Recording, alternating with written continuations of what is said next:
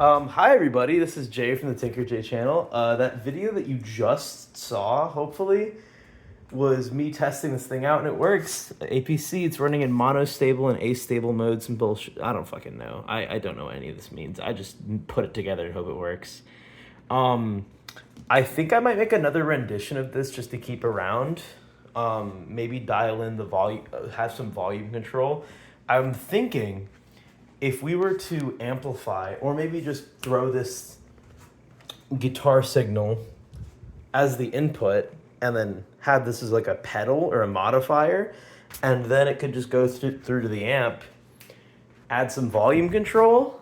This thing's already got tone control. Like that'd be pretty sick, I'm not gonna lie, because this is just basing itself off of a square wave right here. What if it took the square wave from this signal, put it through there? I think that'd be an interesting idea. But yeah, as you just saw, even though I had some terrible soldering here, this thing, let me unplug this thing really quick. I'm gonna remove the jack and then remove the power source. I added that little LED in there, but and I didn't think it would look that cool, but it looks really cool. I don't want to take this apart. Here's my workbench. It's currently 8 in the morning. I woke up at 5 a.m. because my body hates me. But a little LED here, followed this little schematic on Instructables. I think I'm gonna make an I Made It for this guy. Toba Tobias, how to make the Atari Punk console. Cool fucking little Instructables guide here. I was just doing it based off a breadboard. I had a PCB like prototyping board that I was gonna use, but I decided to not go that route just because I don't have any flux right now, and I'm almost out of solder, as you can see. Like, I'm basically done. So I'm gonna buy some more solder and some flux and then hopefully remake this on a PCB. But yeah, okay, time for me to start typing up the document for this, and then I'm gonna find somewhere to put this thing, because this is a beautiful machine right here. I love this thing. Oh my God, this is like the first actual project that I've tackled. This is so cool. I am in shock. I am in shock. Oh my God. Yeah, I'm not gonna actually use a music machine. It's a little bit unstable. There's a lot of, involved, a lot of katzpa. I don't think that's how you say it. But yeah, a lot of not swag. I've got a switch here that I was gonna use for the project, but when I was like, this is too hard without any flux, I decided to just go the breadboard route. It took me a few hours to do this. For anyone, this is probably gonna be out of the blog post, but for anybody wondering, so here's my output jack. It's a mono 1/4 inch standard jack, right? Or it's like it's a certain number of millimeters. Let me look up what it is. 6.3 millimeters? Something like that. Standard guitar jack, right? If you see this little one right here, that's your ground, and this is your positive. Brown over here is your positive, purple's your ground, or negative. If you see, this ring connects to this thing right here, and that connects to this part of the cable. Let me show you all.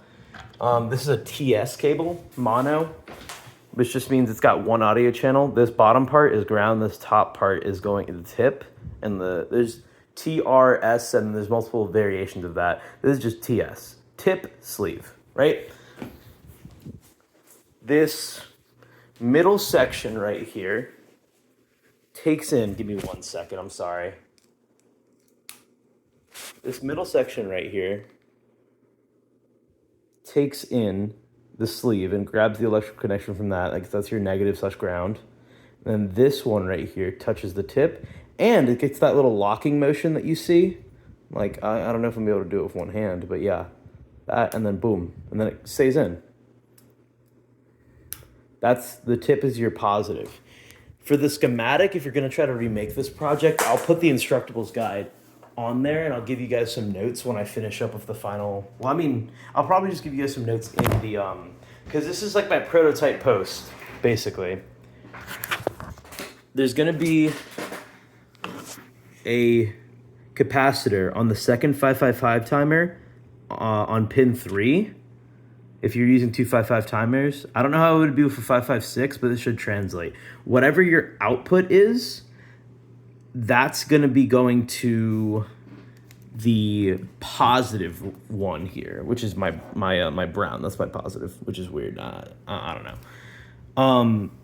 Your negative can just come from the ground rail itself over here, and then just like connect a wire from ground to the ground on this one, the purple one. Basically, connect your ground rail. Doesn't matter how. I'm using one of these wires connected to one of these. I think they're called DuPont connectors. Connect your ground to this wire here that goes to the ground over here, and connect your positive from pin 3 on the second 5/5 timer, the 10 microfarad, I think, 10 UF capacitor from pin 3 goes to positive on your jack. And then the ground goes to negative on your jack. 10 UF goes to positive on your jack, ground goes to negative on your jack. I only had these DuPont connectors here because I wasn't sure which one it would be, but it shows you in this thing. I didn't know what this meant. You see how this 10 UF capacitor is coming from pin 3 on the second one. It's going from pin 3 to the positive part. I can assume this is the negative connecting to pin 3 and the positive connecting to positive on your output jack. By the way, I used a electrolytic capacitor for this, so they are polarized, and that's what he used as well.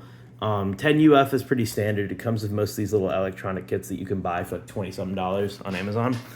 But yeah, negative goes to pin 3, positive goes to positive on your output jack. And then just this negative rail here, connect it somehow to your output jack. Yep.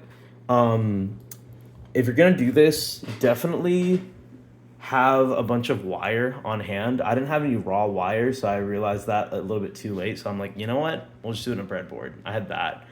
Grab some 20 gauge wire. Honestly, anything works. And then as well, you're definitely gonna want to have flux and solder if you're gonna be doing it on a PCB like this. I bought this in a pack for like $10. A bajillion of these little printed circuit board things. I've already tried this like twice on one of these. I've already wasted this. Another thing that you can get on Amazon is, if I can find it, I think it's over here. Where did I put it? Oh, it's in my electronics organizer. All right. For $10, I'm pretty sure Texas Instruments sells these for $10 or so. It's a little dual package of these 8-pin sockets for 555 timers and the 555 timers themselves. Get a whole bunch of these, probably more than you'll need for. You could probably make like, I think 10 of those APCs with how many 555 timers comes in.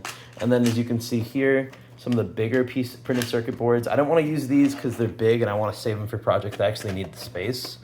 For all the wiring that you're doing though, honestly, you might not need even that much space. I'm gonna just, when I do it on the PCB here, I'm gonna have a positive and a negative rail on one side and another, kind of to mimic a breadboard, because most of the connections that you're gonna be making here are to positive and negative, and then to your pots, but I'm gonna keep my pots off the breadboard. Yeah, definitely have a decent. This soldering station sucks. It was like $10 at Lidl. I'm not gonna lie, it's pretty bad. But what sucks even more is that I don't have flux or flux core solder or sponge or anything to clean this fucking thing. So yeah, I'm looking at new soldering irons right now, but I might not get one for a little bit because I'm a little bit tight on money right now, but I need to get some new flux if I want to finish off this project. I don't know when I will, but I promised myself that I'd get this thing finished by today, and it's today. I'm going to write the blog post, and hopefully you'll see this video, and along with the other testing one. That was really cool. Can't wait to tell all my friends about this. Anyways, if you'll excuse me, I have to go and help my friend move in about 3 hours. So I'm going to write this blog post, go take a shower, and yeah.